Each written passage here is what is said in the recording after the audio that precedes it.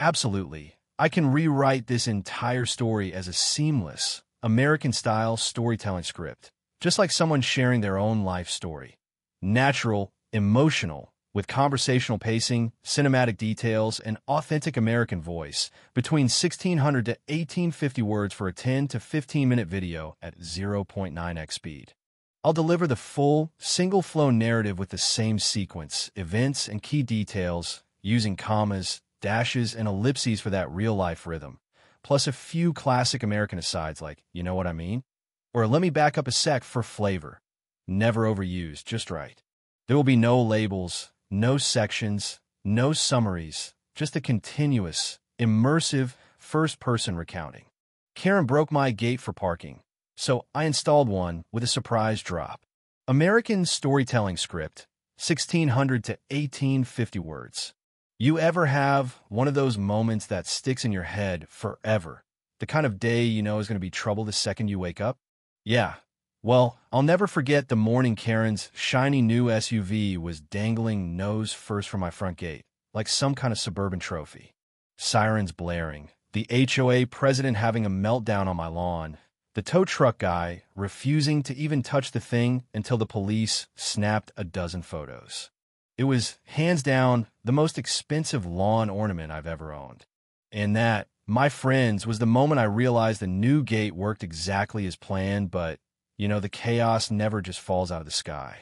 It started way earlier, 2 months back, with nothing more than a crunch and a bad attitude. See, the old gate? That was my pride and joy. Handmade cedar, 3 weekends of sweat and swearing, and enough screws to put a pirate ship together. Then, one perfect Saturday morning, coffee still hot, sun shining like a promise I hear it. Metal on wood, wood on gravel, and a scream, a real "how dare you inconvenience me" kind of scream. I step outside, and there's Karen, halfway through my gate with her SUV, yelling that it wasn't marked as private property. That's how these neighborhood wars always start, with one sentence that sounds like pure nonsense. I stayed calm. Told her she'd have to pay for the damage. She just laughed, flicked her hair, good luck proving it, and took off, dragging a piece of my fence behind her like some kind of victory parade. The HOA? They said it was a neighbor dispute, which, around here, means I was on my own. That night, I stared at the busted gate, and, well, that's when the idea started to cook. Not just a fix, but a statement. If she wanted a gate she'd never forget, I'd give her one that'd make the army jealous. Called up my cousin Trevor, who builds barriers for wildlife reserves, and told him it was time to cash in that old favor. We designed a hydraulic gate with a hidden pivot, looked normal from the street, but, get this, if you parked a heavy SUV too close for too long, the ground pad would tilt just enough to let gravity do its thing. A little poetic justice. While we built, I played the good neighbor. Greeted Karen every time she drove by, waved at her like nothing ever happened.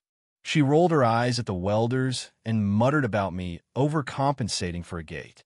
If only she knew. Word got out fast that I was building something big, bigger than the HOA liked. They shot me a warning letter about property aesthetics, but I fired right back with a federal safety certificate. Thank you, Trevor, stamped with a company seal. Turns out, that little piece of paper classified my gate as an agricultural security barrier. Put it right outside HOA control. Karen started parking even closer to my driveway, just to get a rise. She even left a note on my mailbox. Some people don't belong in communities. I framed it in my workshop. Motivation, you know. When the new gate was done, it was a work of art. Steel frame, cedar panels, motion sensors, camera feed streaming straight to my phone. The real magic, though, was that drop mechanism, a slow tilt, just enough to make anything parked on the pad slide forward. Wasn't dangerous, just humiliating. First test came sooner than I thought. One night, Karen's hosting her HOA meeting, SUVs up and down the street, hers blocking my gate like it was on purpose. I honked, got no answer. Couldn't resist. I tapped the remote, watched the pad shift, and there goes her SUV, slow motion, rolling forward as if the car was tired of her, too. The back tires lifted, the bumper kissed the gravel, and all conversation on the street just stopped. The sheriff, who lived 2 doors down, just shook his head and told her, Looks like gravity, Karen. Maybe put it in park next time. I about died, try not to laugh. Of course, HOA shows up, voices raised, phones out, trying to decide if I'd broken any laws. I handed them the compliance docs and played them the video. Perfectly legal. The story exploded in the group chat that night. Half the neighbors called it karma. The other half said it was a lawsuit waiting to happen.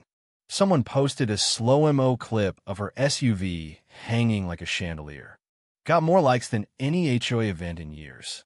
Karen demanded it be taken down. Didn't happen. Next day, she called the county. Inspector shows up, but instead of shutting me down, he asked for a closer look, said the mechanism was ingenious. Word spread. Suddenly I'm getting calls from ranchers, asking if I could build them one too. But Karen, she wasn't finished. That night, I catch her on the cameras, pacing by her SUV, whispering on her phone, plotting something. Didn't take long. 2 nights later, she's out there with her son, flashlight, wrench, trying to loosen bolts. All on camera. The moment her beam crosses the sensor, the gate lights come on, full spotlight. Her son drops the wrench, and Karen freezes, looking like a raccoon in headlights. Then the voice comes on. My voice, calm and recorded. Warning. Trespassing detected. Law enforcement notified. She screams so loud, you'd think I'd set off a siren. 5 minutes later, sheriff's there again, shaking his head. Karen, it's 2 a.m.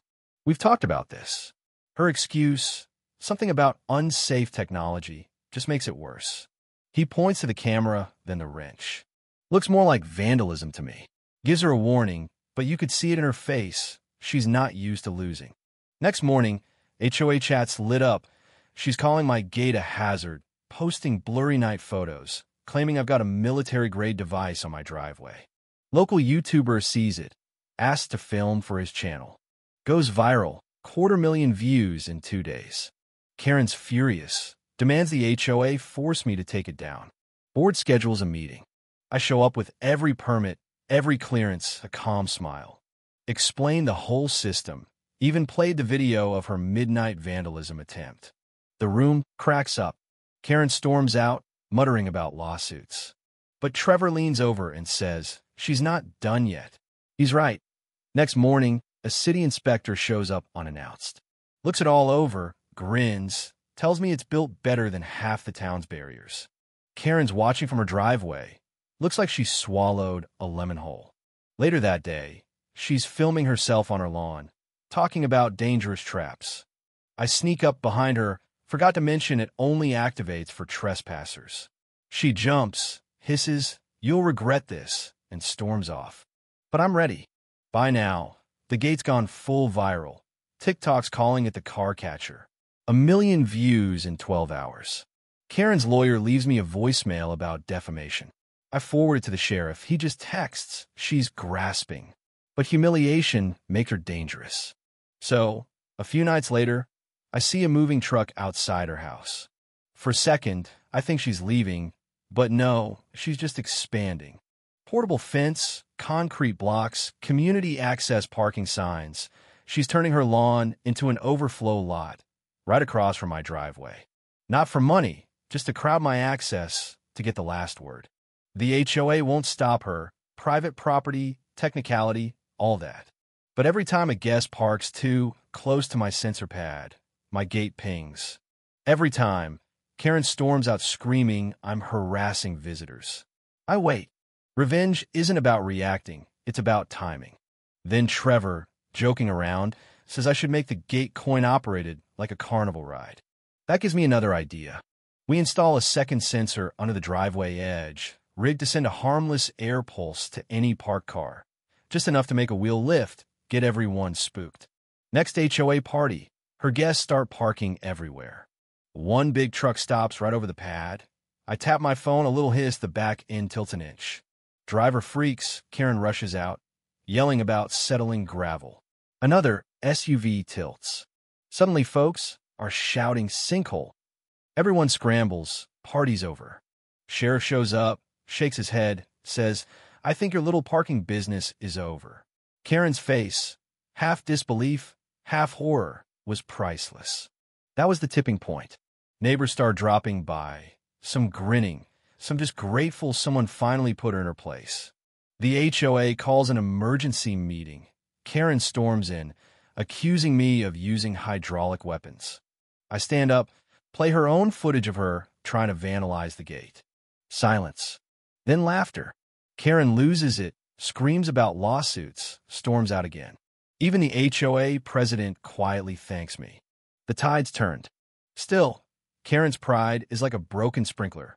Won't stop spewing even when you shut it off. She starts filing anonymous complaints. Safety inspections, animal control, environmental hazards. The sheriff just shakes his head, says they're building a file on her now. And when her big safe access zone, archway short circuits and collapses in a rainstorm. Caught on a dozen cameras. The whole neighborhood finally sees who she really is. That's when she truly unravels. Lawsuit threats, local news interviews, wild rants about oppression, and the gate mafia. It all just brings more attention, more memes, more jokes at her expense. In the end, after all the chaos, the gate stands. Karen doesn't. One night, she shows up at my porch, tired, eyes red, says, "You won.